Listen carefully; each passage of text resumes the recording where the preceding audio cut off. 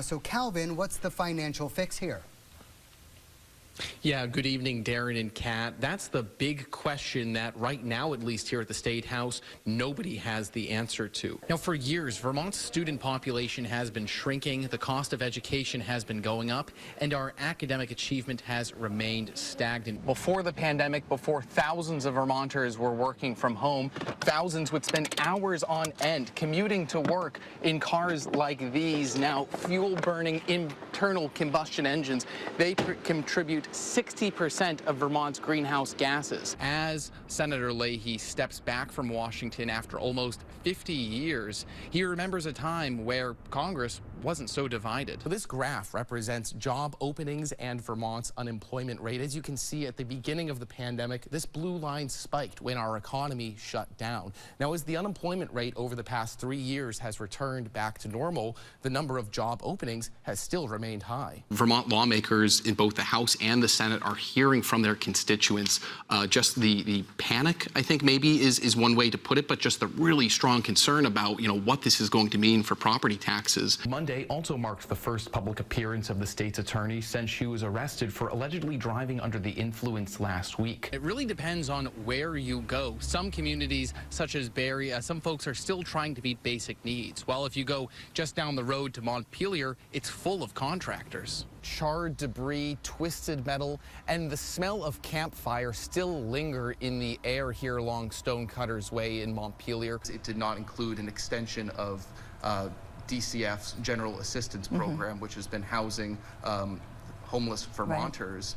Right. Why was that money not included, and what do you expect this program or this support for this population to look like going forward? Sure.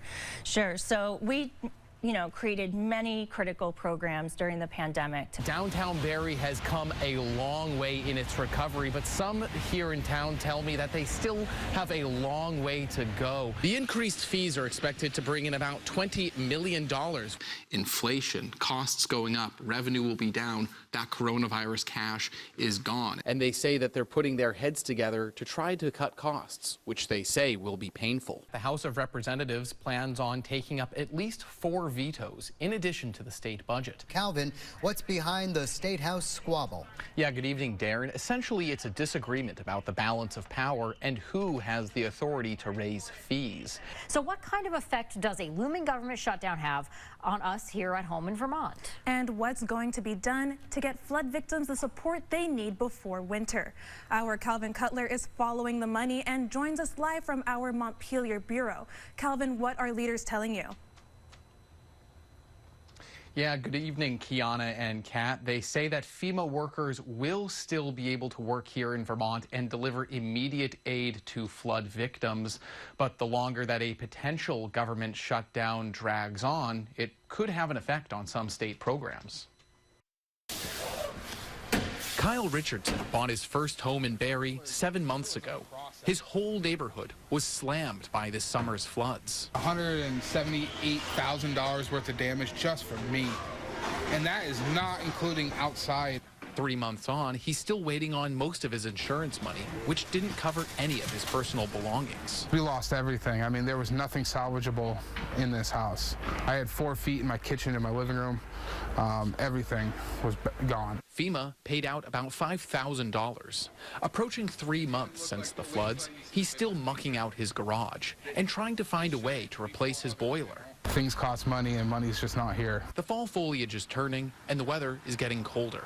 Vermont is scrambling to get people hooked up to heat or get them into temporary housing. Just shy of 50 families will be moving into FEMA trailers like these. Here's an example of one of the units that will be placed at the country club in Montpelier. It comes with furniture, a kitchen, and this unit specifically has 2 bedrooms. Fully equipped with electric heat, running water, utilities, and more. Nearly $20 million in FEMA cash has been paid out to flood victims. But in anticipation of the federal spigot being shut off, the Scott administration is ordering all state agencies to draw down all the federal funds they can. But unlike past government shutdowns, Vermont has $2 billion cash on hand. We have a decent cushion, but as the weeks go by, and particularly as the months go by, it would become challenging for us to operate. We don't anticipate that to be the issue, but you never know. Leaders add tallying long-term damage will continue, and that money for it will most likely not be delayed. But back in Barrie, Richardson is thankful for his family and community for helping him, but he worries those without similar support are being left behind. If you don't have a supportive family such as I did, or any means, you're lost. A proposal for Montpelier to process millions of gallons of toxic water from Vermont's only landfill is highlighting broader concerns over how to deal with suspected cancer-causing chemicals. We're talking about per and polyfluoroalkyl substances, otherwise known as PFAS. Channel 3's Calvin Cutler is live along the Winooski River tonight. And Calvin, we have reported on PFAS chemicals before. Remind us, though, what they are.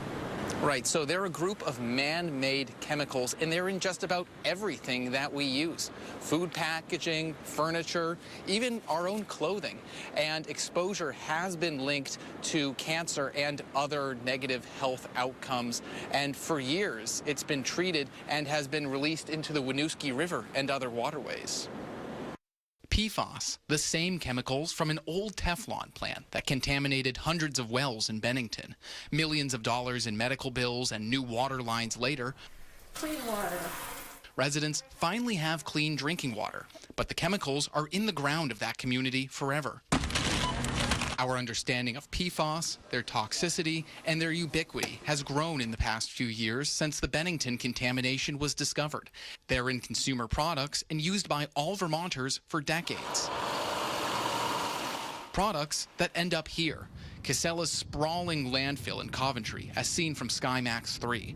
Stormwater seeps through the garbage, and leachate, rich with PFAS and other contaminants, is collected in tanks. The leachate is then brought here to Montpelier's waste treatment facility, where it's treated for organic and heavy metal materials. But the problem is, right now there's no way to remove the PFAS chemicals from the leachate.